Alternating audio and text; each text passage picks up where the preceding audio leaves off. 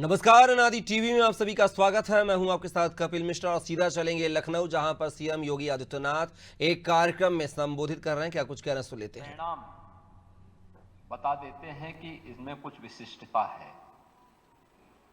और विशिष्टता उनके कार्य बता देते हैं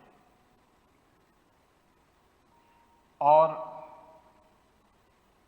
युग तुलसी के रूप में विख्यात पूज्य राम किंकर जी महाराज की पूरा जीवन तुलसी साहित्य के प्रति, मानस के प्रति समर्पण का था। उसकी एक विशिष्ट व्याख्या और चिंतन के माध्यम से एक विशिष्ट शैली का उन्होंने सूत्रपात किया। हमें इस बात को याद रखना होगा कि लकीर का फकीर जो बनता है वह साधारण होता है, लेकिन लीक से हटकर के जो विशिष्ट कार्य करता है वही विशिष्ट होता है और वही महापुरुष होता है।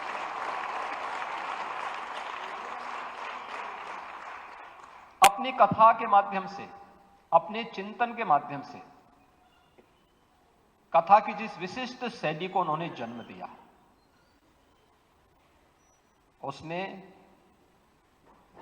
भारत के राष्ट्रपति डॉक्टर राजेंद्र प्रसाद से लेकर के और एक झोपड़ी में निवास करने वाले साधारण इंसान तक सबको लाभान्वित किया। कोई भेद नहीं था। और आज प्रसाद में रहने वाला कोई राजा हो या फिर कोई सबरी जैसी कोई भक्तिन हो, राम के प्रति जिसका अनुराग है वह राम किंकर जी महाराज की कथा का आनंद ले सकता है, उससे लाभान्वित हो सकता है।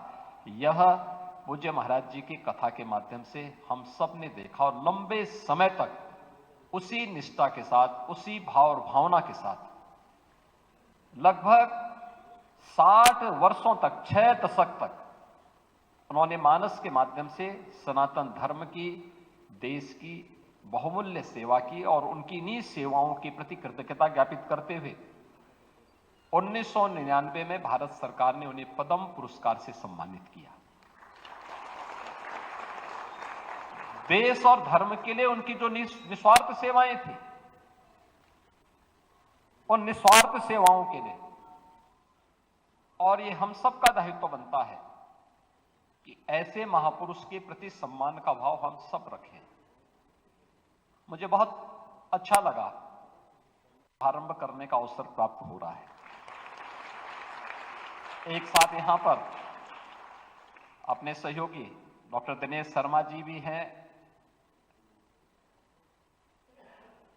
पूज्य महाराज श्री की मानस पुत्री सुश्री मंदाकिनी जी भी हैं और मानस मर्मज्ञ के अद्भुत व्याख्याकार कथा व्यास पंडित किशोर शर्मा जी भी यहां पर हैं। अन्य तमाम महानुभाव हैं। इस कार्यक्रम को शुभारंभ करने का अवसर प्राप्त हो रहा है, लेकिन साथ साथ से किशोर टंडन जी से मेरा परिचय भी हुआ। इनके जो नाना थे हमारे गोरखपीठ के परम भक्त थे से बिशन चंद सेठ जी, प्रखर हिंदुत्वनिष्ठ।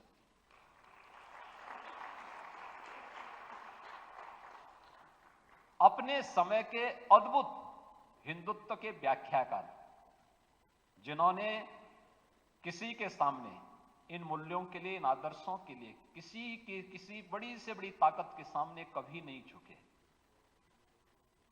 और बिशन चंद सेठ जी की वो परंपरा आज भी यहां पर उस रूप में ये लोग, इनका परिवार